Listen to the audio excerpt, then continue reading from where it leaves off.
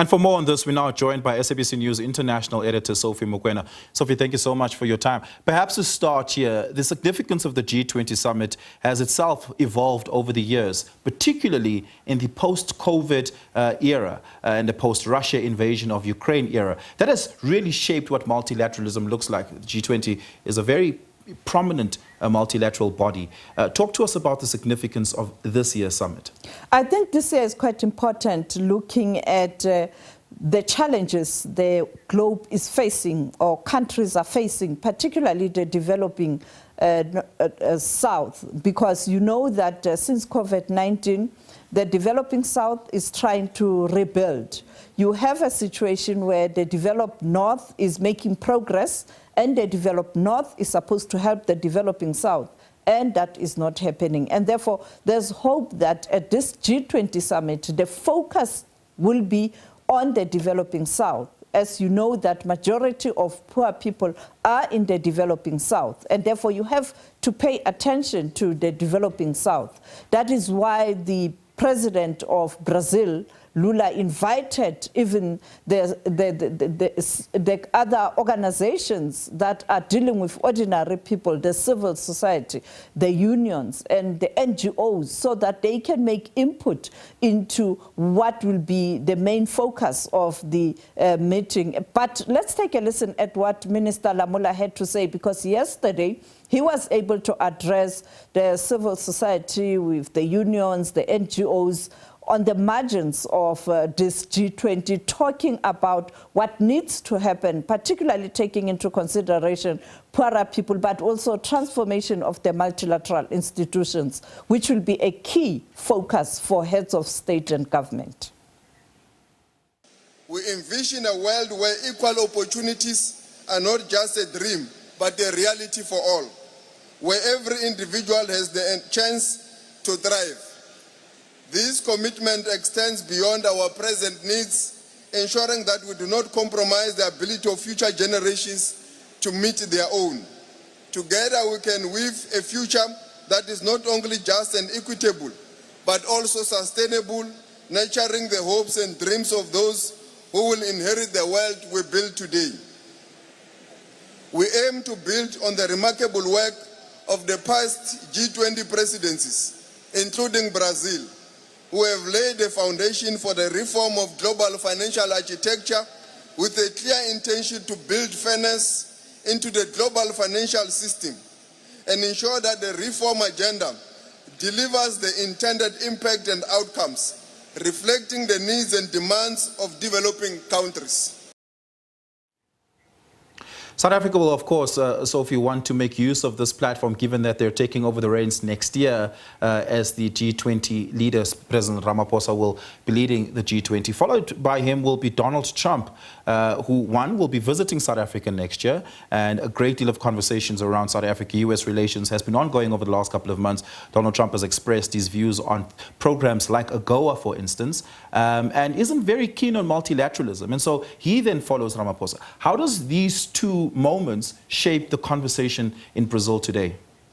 Well, I think this is a moment for President Ramaphosa to ensure that the incoming after South Africa does take forward what the developing South has achieved under the leadership of India, then now Brazil, and of course it will be South Africa. Because if he doesn't do that, we are going to see a situation where the gains of the past, particularly for the developing South, we tend to lose, because Donald Trump, typical Donald Trump, is pro-North, and he is going to cement his authority in terms of changes and his views and his policies within the G20.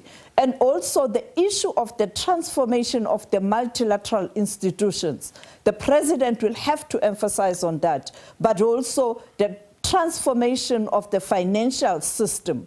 When I spoke to the UN chief, Antonio Guterres, last year, when he was in the country for the BRICS summit, he spoke about these issues. And I think with Antonio Guterres now in Brazil, and he is going to speak, he is again going to call for a focus on developing North, issues of climate change. And these are critical issues that Donald Trump will bring change in terms of approach. We know that he's got reservations in terms of all the climate agreements. Perhaps let's take a listen at what, as we reflect back at that time when the SG was going to the G20 in India, what he said. And now, this time around, I think he's going to carry the same message. And this is what President Ramaphosa will have to focus on in terms of transition when he is handing over the reins to America next year.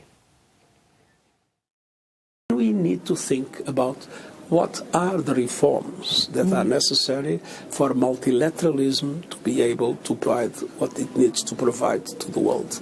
And that is why I'm so much insisting on the need to look seriously into the reforms of the Security Council, of the Bretton Woods system, and the different other international institutions, and reforming also many of the mechanisms that we have today, and increasing the capacity of both countries and multilateral organizations to be able to deal with those aspects that unfortunately we are not controlling today. One is climate, and the other is the development of certain technologies that, if not properly regulated, can become a big threat for all of us. At the last set of summits, the elephant in the room was the Russian invasion of Ukraine, given that the countries, the member states of the G20, have been divided on it. Similarly, so is the matter of Israel's invasion of Palestine, which has been declared by the UN as an act of aggression and genocide, as well as South Africa having taken the case to court. Global peace and security, along with the UN General Assembly conversation on reforms, is also going to feature on the agenda this time around. Do you have a sense of how you think it will be playing out? Well, I think you'll have a situation where the developing South will agree that there must be peace in Ukraine, there must be peace in the Middle East. The technicality will be, how do you arrive at that? Because you know that the developed North have been supporting, or has been supporting Ukraine. And therefore, maybe now you have Donald Trump, who has indicated that he wants to see an end to the war in Ukraine and also to the conflict in the Middle East. You will see some synergy in terms of what must be done to address this issue of conflict around the world. And not only in Ukraine and the Middle East, you have a war raging on in Sudan, you have another problem in the DRC, and therefore the issue of peace and security in the world will also feature high, because you can't have development when you have instability, political and security instability, and therefore this issue will also dominate the talks. The question here is